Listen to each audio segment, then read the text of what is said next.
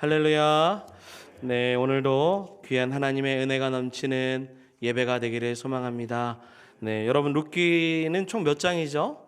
4장입니다. 읽으셨습니까? 예, 왜냐면 룻기가 지금 성경 봉독 기간이 넘어갔습니다. 그래서 우리 지난주에 말씀을 읽어야 됐기 때문에 다 읽으셨을 줄 믿습니다. 네, 그리고 일독하시고요. 성경을 사랑합니다라는 표어를 잊으신 거 아니시죠? 네, 그래서 말씀을 기억하셔서 포기하지 마시고 벌써 우리 1, 2월밖에 안 지났습니다. 아직 10개월 남았습니다. 말씀을 통해 하나님을 만나는 귀한 은혜가 있기를 소망합니다. 아멘. 네, 오늘 말씀의 주제는 하나님의 섭리라는 주제로 포괄적으로 이제 하나님의 섭리라는 주제로 함께 말씀을 보도록 하겠습니다. 자, 여러분 만약에 이렇게 말하고 가만히 있어야 쳐다보시거든요. 여러분 만약에 어젯밤에 꿈을 꿨는데 돼지가 나오는 꿈을 꾸었다면 여러분들은 다음날 일어나자마자 무엇을 하시겠습니까? 여러분 어젯밤에 꿈을 꿨는데 돼지가 나오는 꿈을 꾸었습니다. 다음날 일어나자마자 여러분은 어떻게 하시겠습니까? 네이버 검색 지식창에 어떤 사람이 돼지 2마리 나오는 꿈, 연분홍색 아기 돼지 2마리가 나왔는데요. 그러면서 이 꿈은 좋은 꿈인지 나쁜 꿈인지 네이버 인터넷 검색창에 물어봤습니다. 여러분, 돼지 나오는 꿈 좋은 꿈입니까? 나쁜 꿈입니까? 좋은 꿈입니까? 나쁜 꿈입니까? 정답은요, 돼지가 나왔지만 그 꿈은 개꿈입니다. 세상 사람들에게 있어서 돼지 꿈은 길몽이라고 보통 해서 당장 복권 사야 된다. 야, 나 좋은 꿈 꿨으니까 내 꿈 사라고 이야기하기도 합니다. 그러나 믿음의 성도에게 있어서 돼지 꿈이든 혹은 꿈자리가 사나웠든 모든 꿈은 개꿈이 될 수 있습니다. 개꿈이라는 말은요, 진짜 개가 나와서 개꿈이 아니고요, 보잘것없는 그런 내용의 꿈이라는 의미가 개꿈입니다. 길몽이든 흉몽이든 다 헛된 꿈이죠. 꿈 가지고 이리저리 고민하지 않아도 된다는 것입니다. 그러면 성경에 나오는 꿈은 뭡니까? 달라요, 여러분. 요셉과 같이 하나님이 보여주시고자 하는 비전 외에 돈 많이 버는 꿈, 마음이 심란한 꿈, 갑자기 조상님이 나타나는 꿈, 이런 꿈은 다 헛된 꿈으로 간주할 수 있습니다. 사랑하는 여러분, 우리의 인생은 하나님의 섭리로 살아가는 인생인 줄 믿습니다. 우리 인생은 하나님의 꿈으로 살아가는 인생인 줄 믿습니다. 우리 인생은 하나님의 인도하심을 따라 사는 인생이에요. 그렇기 때문에 우리가 세상 꿈에 시달리거나 혹은 세상 꿈이 너무 행복한 꿈을 꿔서 그 꿈 때문에 고민할 필요가 전혀 없습니다. 사랑하는 여러분, 세상 소망이 다 사라져도 하나님의 은혜로 우리는 살아갈 줄 믿습니다. 아멘. 네, 이 마음을 기억하면서 오늘 말씀을 한번 나가보죠. 지난주 우리는 3주 동안 룻기 1장을 보았습니다. 기억하시죠? 먹을 것이 없어 고향 베들레헴을 떠났던 나오미가 고향에 먹을 것이 생겼다라는 소식을 듣고 다시 베들레헴으로 돌아갔지만 이제 함께 왔던 남편도 없고 두 아들도 없습니다. 이제 외국인 며느리를 데리고 초라한 모습으로 돌아간 것입니다.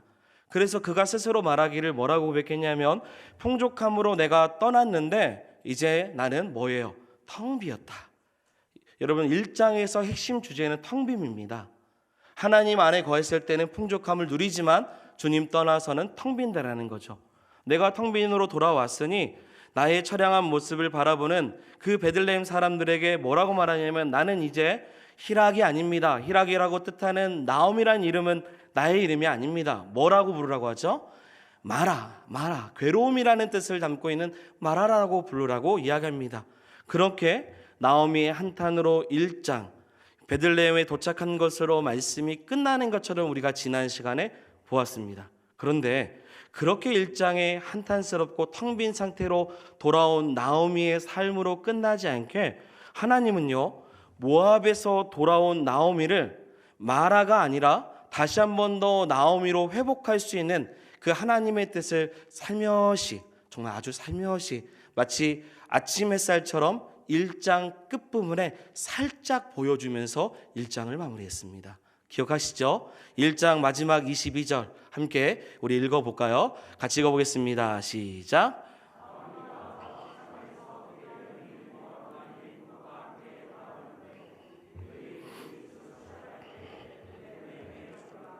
아멘. 나오미와 룻이 베들레헴에 도착했을 때, 베들레헴은 어떤 때라는 거죠? 보리 추수 시작됩니다. 그 설명은 지난 시간에 했어요. 보리 추수 시작할 때라는 말은요, 그냥 해석하면 이렇습니다. 하나님께서 텅 빈 나오미와 룻을 하나님 안으로 들어오는 순간 뭐 하신다는 거예요? 채워주시겠다라는 거예요. 지금 텅 빈 삶이지만, 세상에서 이리저리 힘들었지만 이제 하나님 품으로 들어왔고 들어온 것을 결정했으니 이제 하나님이 바로 채우겠다라는 거죠. 할렐루야. 그래서 아주 적절하게 하나님께서 회복의 문을 들어오자마자 여신 거예요. 그래서 지난주에 설교의 제목이 기억하십니까? 뭐죠? 하나님의 타임이에요. 우리가 생각하지 못했던 그 시점에 하나님께서 뭐 하신 거예요? 텅텅 빈 그들의 삶을 채우시는 거예요. 어떻게? 나는 아무것도 하지 않았는데 그냥 주님 계시는 베들레헴에 돌아갔을 뿐인데 채워주신다라는 겁니다. 그러면 하나님께서 어떻게 나오미와 룻을 채워주실까? 오늘 본문이에요. 어떻게 채워주실까? 1장 살짝 보여주셨어요. 이런 때다 라고 보여줬습니다. 그러면 어떻게 채워주시는가? 여러분, 이 체험이 저와 여러분들 가운데 있기를 소망합니다. 우리 본문으로 들어가 봅시다. 우리 1절 말씀입니다. 오늘 본문 1절 같이 읽겠습니다. 시작. 엘리멜렉의 친족으로 유력한 자가 있으니 그의 이름은 보아스더라. 아멘. 여러분, 룻기 2장을 시작하자마자 뜬금없이 한 인물이 등장을 합니다. 누구죠? 보아스예요. 여러분, 성경은요, 우리 누구도 묻지 않았습니다. 보아스가 누군지를 묻지도 않았는데 우리에게 자연스럽게 보아스는 누구입니다 라고 소개하고 있습니다. 여러분, 왜 보아스가 갑자기 나오는 겁니까? 나오미와 룻은요, 보아스와 일면식도 없는 상황입니다. 그런데 성경에서는 보아스를 지금 소개하고 있습니다. 왜일까요? 사랑하는 여러분, 하나님의 채우심이 바로 누구를 통해서 이루어진다는 거예요? 보아스를 통해서 이룬다는 거예요. 보아스를 통해서 이루신다라는 것을 먼저 소개해 주시는 거예요. 그러면서 보아스가 누구인지 두 가지, 원래는 네 가지인데 여기 한 절 놓고 네 가지로 해석을 하더라고요. 근데 두 가지만 보죠. 두 가지로 이 내용을 소개합니다. 첫째는 나오미의 남편 엘리멜렉과 보아스는 어떤 관계죠? 친척이라는 뜻입니다. 이게 첫 번째 소개예요. 이거는 나중에 이제 2장, 3장, 4장에 기업 물을 자, 고엘 이런 걸로 다 연관 지어서 룻이 믿음의 귀한 다윗 그리고 예수 그리스도까지 나아가는 과정이 나타나는 거예요. 두 번째, 그를 뭐라고 소개하고 있습니까? 유력한 자라고 소개하고 있어요. 이 두 가지죠. 유력한 자. 여러분, 유력한 자는요, 사사시대 사람들에게는 매우 친숙한 표현입니다. 이게 지금 사사시대예요. 왜냐하면 그들의 언어인 히브리어로 유력한 자는 아까 띄워주셨는데요. 여러분 띄워주세요. 자, 읽어보세요. 뭐라고 써있죠? 아니요, 밑에를 읽어야죠. 한글은 다 읽죠. 왜 뭐라고 써있을까요? 저도 이렇게 보면 못 읽습니다. 뭐냐면 기보르 하일이라는 단어로 기보르 하일이라고 합니다. 이런 거야 제가 좀 유식한 척이라도 하겠죠. 저도 찾아보는 단어입니다. 뜻은요, 존경받는 뛰어난 용사라는 뜻이에요. 영웅이라는 뜻입니다. 이 말은 굉장히 사사시대 때 친숙했던 말입니다. 왜냐하면 사사 중에 한 사람을 칭하는 말이기 때문이에요. 유력한 자, 기보르 하엘. 원래 사사 중에 누구를 칭하는 말일까? 기보르 하엘. 누굴까요? 이름 비슷하게 나와야죠. 기보르 하엘. 네, 기드온을 말하는 거예요. 사사기 6장 12절에 보면 기드온에게 주의 천사가 나타나서 그를 뭐라고 말하냐면 기보르 하엘이라고 말해요. 뜻은요, 큰 용사요 라고 부릅니다. 그 뜻입니다. 대적 미디안의 손에서 이스라엘을 구원한 그 기드온을 이스라엘 사람들은 추앙의 대상, 존경의 대상으로 여겼습니다. 지금 기보르 하엘을 누구에게 칭하고 있어요? 지금 보아스에게 칭하고 있습니다. 여러분, 물론 보아스는 군인 용사가 아닙니다. 하지만 기보르 하엘이라고 말하는 것은 재력과 영향력이 출중한 사람으로 추측해 보건대요, 아마도 보아스는 이 베들레헴 성읍에서 여러모로 존경받는 어진 성품을 가진 사람으로 생각해 볼 수 있습니다. 생각만 그러지 않아요. 2장부터 4장까지 보면 이 보아스라는 사람의 성품이 느껴져요. 그렇기 때문에 많은 사람들이 그를 뭐라고 말해요? 유력한 자라고 이야기를 합니다. 이게 첫 번째 그를 소개했던 거죠. 두 번째, 첫 번째죠. 두 번째 또 하나는 보아스의 이름입니다. 보아스의 이름. 여러분, 보아스의 이름의 뜻은요, 이름을 왜 이런 뜻일까 모르겠지만 여러 뜻이 있는데 그 중에 하나가 뭐냐면 재빠름입니다. 재빠름. 빠르다라는 거죠. 사실 이름의 해석보다 그냥 유력함이라는 단어 하나만 봐도 보아스가 다 설명이 됩니다.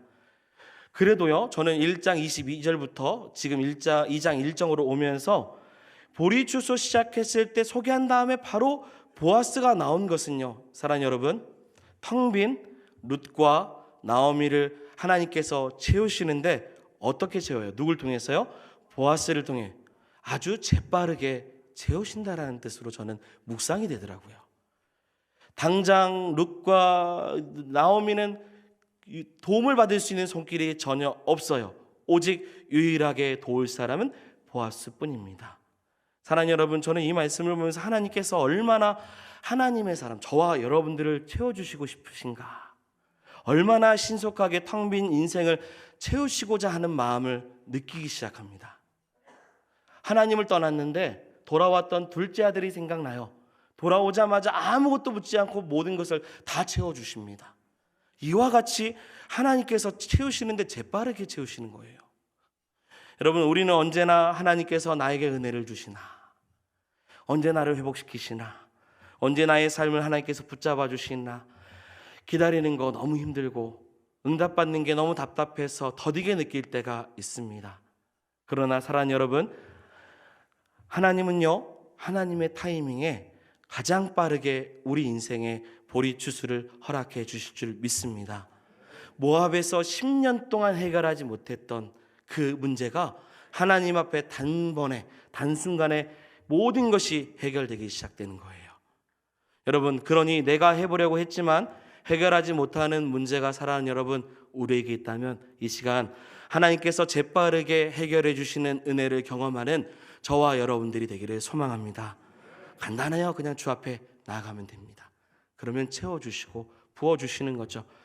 보아스의 소개를 마치고 이제 바로 2절에 이제 룻은요, 양식을 해결하고자 나오미에게 나가서 제가 이삭을 좀 주겠습니다 라고 말합니다. 그러면서 룻은요, 내가 누구에게든지 은혜를 입으면 그를 따라가겠습니다 라고 말해요. 나오미도 허락합니다. 자, 그럴 때 그때 3절 4절입니다. 우리 3절 4절 같이 읽어보겠습니다. 시작.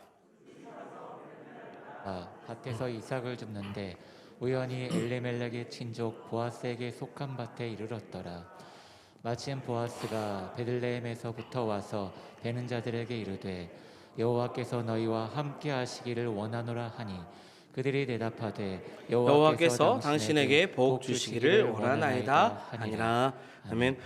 여러분, 룻이요, 농사를 짓지 않았습니다. 가지고 있는 게 없어요. 이삭을 줍는다라는 것은 지금 농사 가서 수확을 한다라는 의미가 아니겠죠.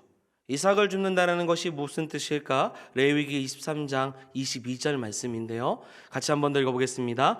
너희 땅에 곡물을 벨 때 반 모퉁이까지 다 베지 말며 떨어진 것을 줍지 말고 그것을 가난한 자와 거류민을 위하여 남겨두라. 나는 너희의 하나님 여호와이니라. 아멘. 여러분, 이 말씀을 쉽게 말하면 이스라엘의 복지 정책이죠. 하나님께서 밭 주인에게 모서리까지 모두 수확하지 말라고 해요. 또한 떨어진 것을 다시 주우러 가지 말라고 명하십니다. 가장자리에 난 것과 떨어진 이삭은 누구 겁니까? 가난한 자의 것이에요. 과부의 것입니다. 이방인의 것이죠. 그래서 지금 룻은요, 그것을 알고 나간 것입니다. 그런데 룻이 이삭을 죽기 위해서 간 곳이 어디냐면 바로 1절에서 소개한 엘리멜렉의 친족, 누구의 땅입니까? 보아스의 땅에 간 거예요. 그 밭에 간 겁니다. 이방 땅 여인이 나오미와 함께 한 것도 아닙니다. 베들레헴을 전혀 알지 못하는 타지에서 온, 그것도 이삭을 줍는다는 거. 외국 사람이 그런 일을 하는 게 쉽지 않은데 하나님께서 지금 룻을요, 어디로 인도하셨어요? 보아스로요. 보아스 그 밭으로 인도하십니다. 철저하게 하나님의 섭리를 느낄 수 있는 말씀이에요. 그런데요, 여러분 3절 다시 한번 4절 아까 그 말씀 본문 띄워주시면요, 3절에 뭐라고 설명하고 있냐면 이것을 뭐라고 해요? 우연이라고 설명하고 있어요. 알고 간 것입니까? 아니요, 그런 뜻이 아니겠죠. 모르고 갔는데 어디에 도착한 거? 우연히 보아스 밭에 도착한 겁니다. 그리고 4절 말씀 보니 뭐예요? 마침 보아스가 베들레헴으로부터 왔대요. 이 말은요, 보아스가 원래 그곳에 늘 있는 사람이 아니라는 뜻입니다. 그런데 무슨 이유인지 그 밭에 가게 됐고, 그때 마침 누구를 봐요? 룻을 보기 시작한 거죠. 여러분, 이게 룻과 보아스는요, 요즘 말로 말하면 자만추예요. 자만추. 자연스러운 만남을 추구한 것처럼 어떤 누구 소개받고 내가 한번 만나봐야지, 이게 아니라 자연스럽게 자신의 계획과 의도와 상관없이 만나게 됐어요. 그렇기 때문에 룻의 입장에서는 이게 뭡니까? 우연히가 맞아요. 보아스 입장에서는 마침 내가 여기 왔는데 저 사람 뭐지? 라고 눈에 들어온 것이 맞습니다. 억지로 만난 것이 아니 우연히 자연스럽게 만난 것이죠. 그런데 여러분, 우리는 생각해 봐야 됩니다.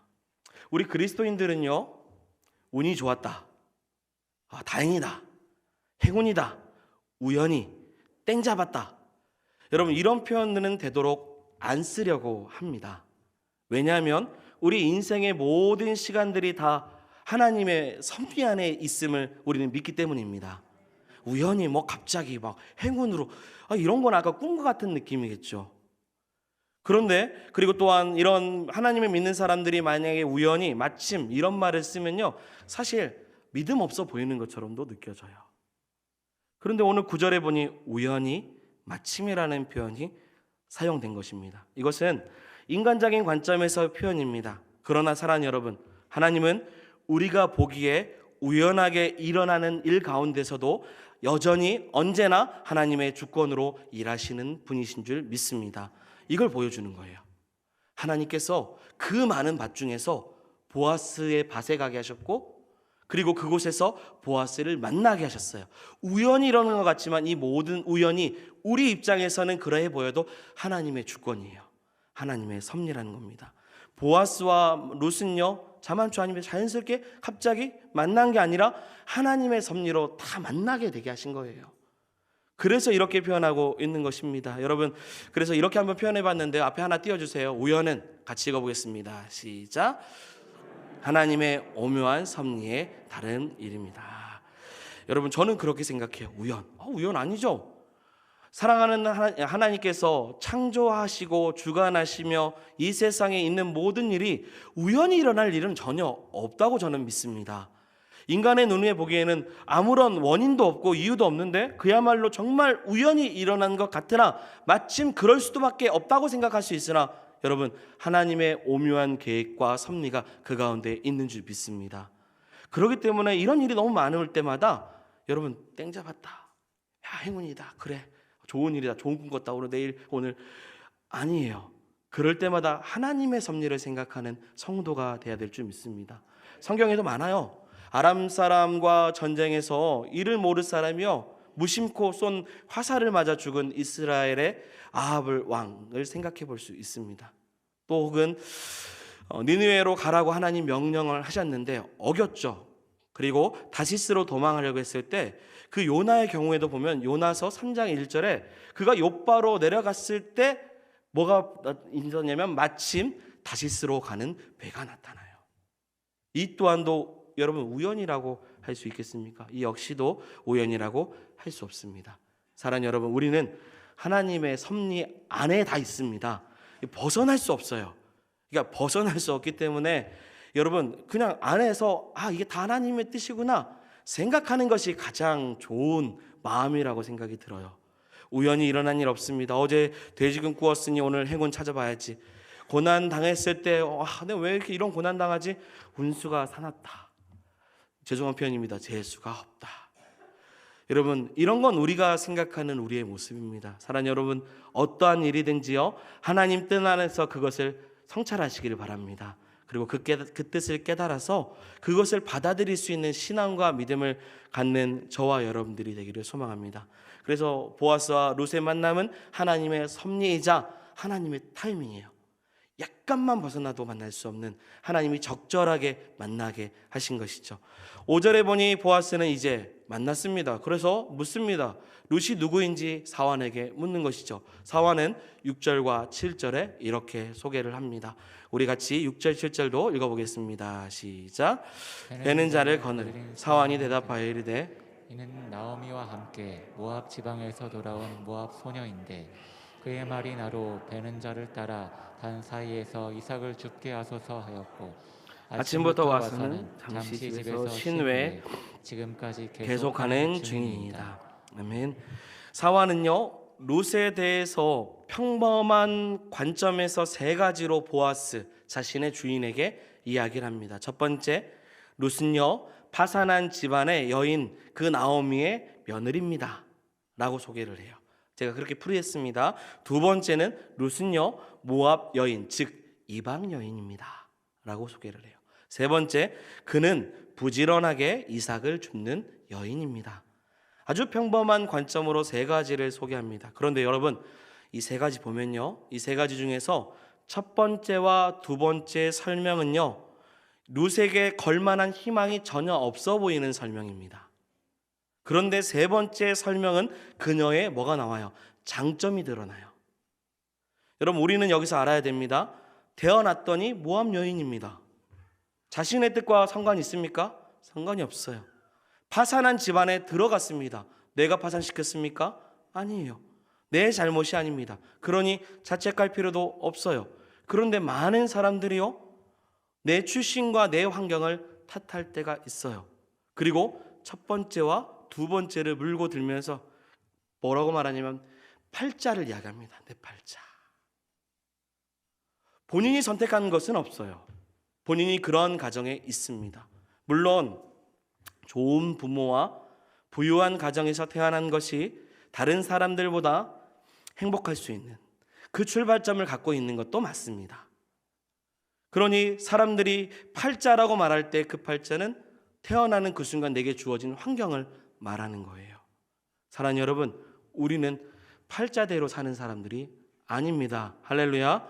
우리는 팔자대로 살지 않아요. 그건 따질 필요가 없어요. 하나님의 은혜로 사는 사람들입니다. 그렇기 때문에 룻은요 첫 번째 설명, 두 번째 설명은 그의 신분과 그 상황을 바꿀 수 없기 때문에 사환이 그냥 있는 그대로 말합니다. 하지만 세 번째는요 달라요. 사환이 그 룻이라는 여인을 만나보고 어떠한 사람인지를 경험하는 순간 그를 판단하기 시작해요. 그가 아침부터 와서 잠시 집에서 쉰 외에는 지금까지 계속 뭘 했어요? 일을 했습니다. 이거는 사환이 봤을 때 너무 성실함을 보고 설명하고 있는 내용입니다. 여러분 이것은 룻이 스스로 만든 결과입니다. 룻과 전혀 상관없는 사람 이 사환이 보기에도 너무 부지런했어요. 여러분 사람들의 말은요 끝까지 들어봐야 됩니다. 어떤 사람이 말할 때 막 좋게 말해요. 그래 이 사람은 이렇고 저렇고 저렇고 하다가 근데 이 사람의 마지막을 이야기할 때 부족함을 이야기하면요 사실 진짜 말하고 싶었던 것은 칭찬이 아니라 뭐예요? 부족함이에요. 마지막 말하는 거 진짜 그게 진실한 마음을 표현하는 것 중에 하나입니다. 근데 반대로 부족함을 말해요. 이 사람 좀 이래 부족한데 근데 마지막 좋은 평가를 내리면 그런 평가가 뭐예요? 결국 이 사람이 뭐라는 거예요? 진국이라는 뜻입니다. 마찬가지예요. 사환은요 절망적인 걸 소개했어요. 하지만 마지막에 희망을 소개합니다. 우연히 마침 룻과 보아스가 만났는데 그 곁에 있는 제3자 그 3자가 보아스에게 룻을 어떻게 아주 좋게 평가하고 있습니다. 이것이 다 하나님의 섭리 가운데 있는 것입니다. 하나님이 룻을 사랑하시고자 룻이라는 사람을 이해시키고자 보아스에게 사환이라는 사람을 통해서 그의 입술을 통해 듣게 하시는 거예요. 만약에 여기서 사환이 정말 이상한 소리 한마디만 했어도요 보아스 눈에 들어오지 않아요. 그런데 보아스의 눈에 들어오기 시작하죠.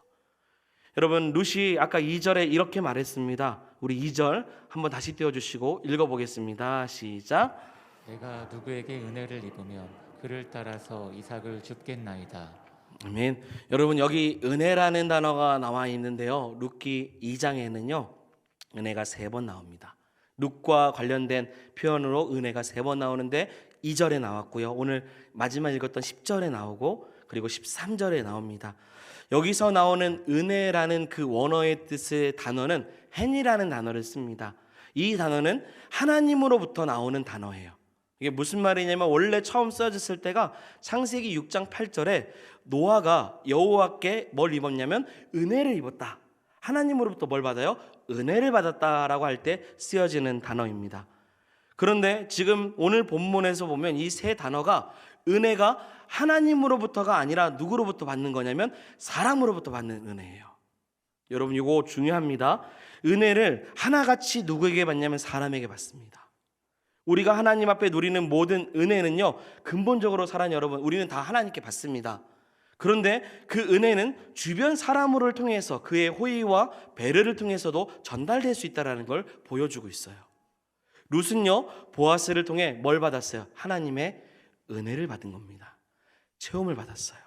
텅 빈 그 인생에 하나님께서 보아스라는 사람을 통해 은혜를 섭리 가운데 부어주시고 채워주시고 있는 것입니다. 자, 이제 이걸 우리에게 쉽게 한번 접근해 보면요, 이렇습니다. 여러분, 점심시간에 식당 봉사자들을 통해서 우리는 맛있는 음식을 먹습니다. 맞죠? 맛있죠? 예, 저만 맛있습니까? 맛있죠? 그러면 그들에게 우리는 뭘 받은 겁니까? 은혜를 받은 거예요. 지금 본문으로 표현하면 은혜를 받은 겁니다. 차량 봉사자들을 통해서 우리는 안전하게 교회에 오고 가고 합니다. 그들에게 뭘 받았습니까? 은혜를 받았습니다. 당연히 맛있으니까요. 당연히 운전을 잘해주니 은혜를 받았습니다. 말씀을 전하는 저에게 은혜를 받았다고 말하면 그 말은 그거죠. 오늘 목사님 말씀 좀 괜찮았네요 라는 말로 받아질 것입니다. 찬양대로 섬기는 분들에게 오늘 은혜 받았습니다 라고 하면 그들이 가지고 있는 것을 통해 은혜가 끼쳐지는 것이죠. 자, 본문으로 돌아오면 그거예요. 보아스는 유력한 자입니다. 자신이 가지고 있는 걸 가지고 은혜를 끼쳐요.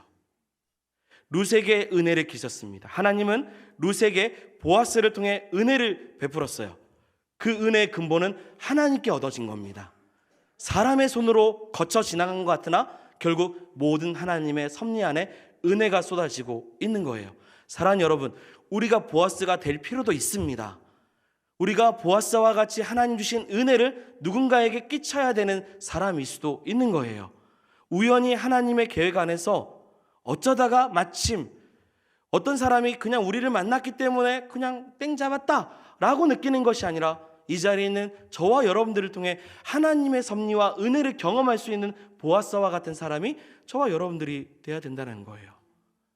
이런 호의와 배려가 없이 어찌 하나님의 사랑을 세상 가운데 전할 수 있겠습니까? 우리는 하나님께 다이렉트로 받아요. 우리는 하나님을 알잖아요. 하지만 하나님을 모르는 룻과 같은 이방 여인과 같이 낯선 이들에게 하나님의 사랑을 어떻게 전해요? 그 호의는 결국 보아스와 같이 사람을 통해 전해지고 있는 것입니다. 여러분, 하나님의 은혜를 받는 사실을 우리가 기억하고요, 그 은혜를 끼치는 성도가 되기를 소망합니다. 이 모든 손길은 결국 다 하나님으로부터 와요. 하나님의 뜻하심이 있어서 누구를 만나게도 하시고 베풀게도 하시고 뭐 하게도 하셔요. 하지만 그것을 베풀 때마다 그가 하나님의 사랑을 알아야죠. 하나님의 은혜를 알아야 되는 것입니다. 결론입니다. 사랑하는 여러분, 하나님의 섭리는 우리가 우연이라고 말하는 가운데서도 역사하는 줄 믿습니다. 오히려 그 우연도 하나님의 계획이에요. 여러분, 그리고 그 섭리 안에서 하나님은 은혜를 베푸십니다. 알 수 없는 하나님의 은혜가 사람의 손을 통해 전해지고 있어요. 그래서 누군가가 나에게 호의적으로 베풀었을 때, 누군가 나에게 그런 사랑을 주었을 때 나도 받았을 때, 아 그래, 저 사람이 나에게 줬지만 이 모든 것이 하나님의 은혜입니다. 그리고 우리가 누군가에게 베풀 때도 내가 베푼 것이 아니라 하나님의 은혜로 베푼 것입니다. 그가 그렇게 느끼고 나도 그렇게 느낄 수 있는 그런 하나님의 손길을 느끼는 저와 여러분들이 되기를 소망합니다. 그래야 그 은혜가 펼쳐집니다. 확장돼요. 그리고 하나님의 섭리가 우리 가운데 있음을 세상 사람들이 다 알게 될 줄 믿습니다. 오늘도 말씀을 기억하면서 주 앞에 함께 찬양하며 나아가겠습니다.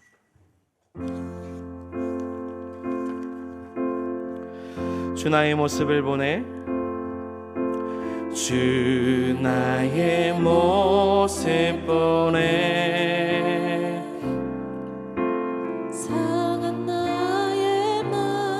오시네.